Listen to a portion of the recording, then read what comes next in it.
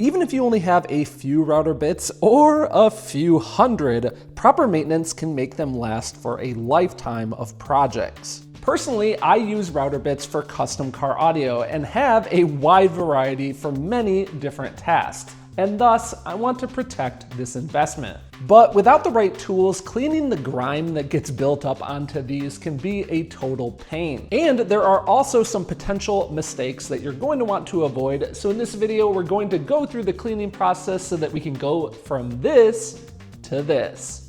Now, real quick before we get into it, a quick thank you to our show sponsor for this episode, KnuKonceptz. If you're installing an aftermarket car audio system, you're of course going to need power wire, and my go-to source is the KnuKonceptz Kolossus. Available in traditional colors like black, red, blue, and silver, but also unique candy colors like candy blue, green, and purple, this wire can match any install. Now you might be wondering, why is this wire silver in color? And that's because it is tinned oxygen-free copper. This prevents oxidation from occurring, protecting your wire in moisture-rich applications. I've got some silver here as well, and better yet, even this massive 0-gauge Kolossus wire is extremely flexible, making it very easy to route throughout an install. I've personally been using this wire for a long time now, long before I even actually started this YouTube channel, so I'd definitely recommend it to you guys. If you want to learn more, check out those links down in the video description. For the process of maintaining our router bits, we're going to need a few different items here, but I'm going to put a list for you guys of everything down in the video description. First off, safety first, this carbide can be quite sharp, so we do want some cut resistant gloves. Now, as part of this process, we're also going to be using an ultrasonic cleaner. An ultrasonic cleaner basically uses high-frequency sound waves to create microscopic bubbles that implode and powerfully scrub away dirt and grime from objects. Next up is this special cleaner, and you can see that this has been formulated specifically to be used with woodworking tools,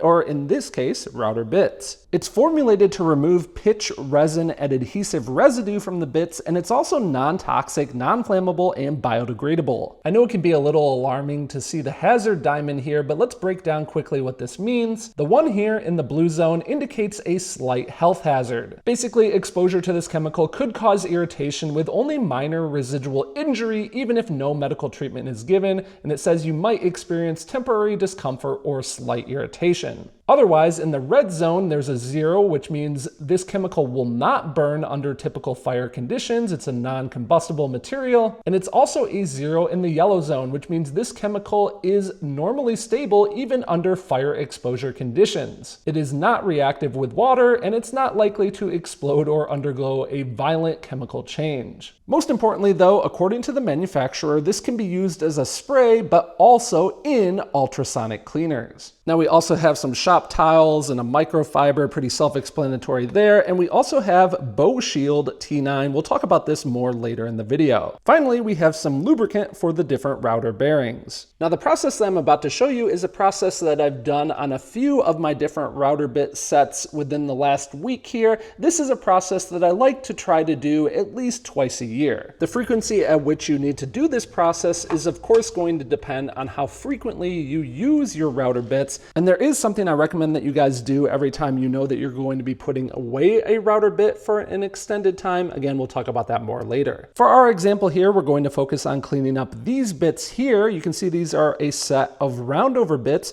These are from our other show sponsor, Mobile Solutions, which by the way, if you're looking for a great source of all sorts of different router bits along with these great organizational trays, definitely be sure to check them out. Step 1 of this process, I'm going to remove all of these bearings off of the router bits. This is my personal preference, but I like to avoid putting the bearing itself inside the ultrasonic cleaner because it cleans so well. I feel like sometimes it removes some of the needed lubrication on the inside of the bearing, and the bearings are typically sealed up well enough anyway that they don't get much dirt and grime inside of them. For this particular set of bits, all the bearings are exactly the same size, so it's not as critical, but I typically like to make make sure that I have the bearings next to each of the bits so I keep track of them. Now, prior to adding each bit to the ultrasonic cleaner, I like to first give it a wipe down with our microfiber. You see that we can remove quite a bit of dirt and grime just by using this as is, and there's no sense in kind of making our solution more dirty than it needs to be initially, so just doing a quick wipe down here before we add it to its bath. You're going to notice that as you're going through this process that there's going to be little chunks of resin left over, kind of adhesive spots. You can see that right there on the flute. And this is where the ultrasonic cleaner comes in handy. It's going to attack those spots really well. Now, the size of the router bits is going to determine how many you can fit in the bath at once, but do make sure that they aren't actually touching each other on their cutting flutes. And also make sure that they are, of course, completely submerged within the cleaner. You can put on the top here. And I find that using the time of 180 seconds works well. If you have a super dirty bit, you could leave it in there even longer than that. But you turn it on, and I'm going to remove the cover here so you guys can see. If you look closely, you can see these clouds of material that are just falling off of the bits. So I'm going to let that timer count down as it does its thing, and in the meantime, I'm going to prep additional bits with the microfiber. All right, time is up here, so let's grab these bits out of their bath.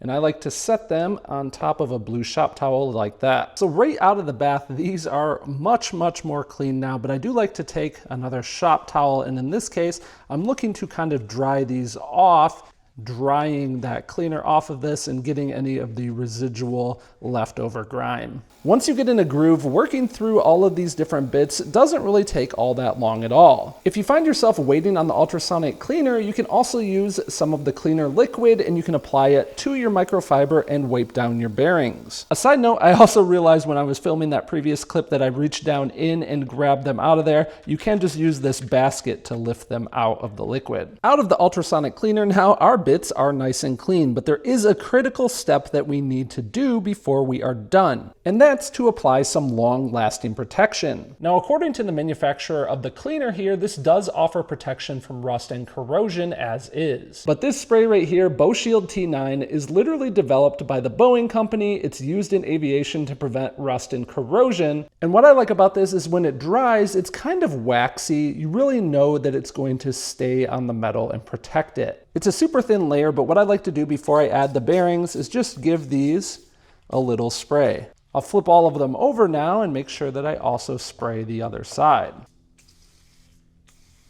I'll give this some time to dry. Unfortunately, I haven't always been religious about applying that coating, which is why some of these bits here that I've had for over 12 years now do have some minor rust spots on them. So avoid my mistakes. Make sure that you take good care of your router bits from the start. Some time's gone by, our coating is now dry, so now I can reinstall some of these bearings. I'll of course make sure that the screw on each one is good and tight. Once all the bearings are reinstalled, we can take a small amount of our lubricant here and apply it to the top side of the bearing. And I like to hand turn this a few times just to make sure that it gets down inside the bearing there. With these steps complete, our bits are now clean and also protected, and they're going to last us a lot longer. Now, if you'd like to learn other advanced router techniques, definitely be sure to check out my other videos here on the channel. And don't forget that if you need power wire for your next car audio build, to check out our show sponsor, KnuKonceptz, at the link down in the video description. A big thanks to them, along with Jerry and the rest of the Patreon membership team, for making these videos possible, and thank you guys so much for tuning in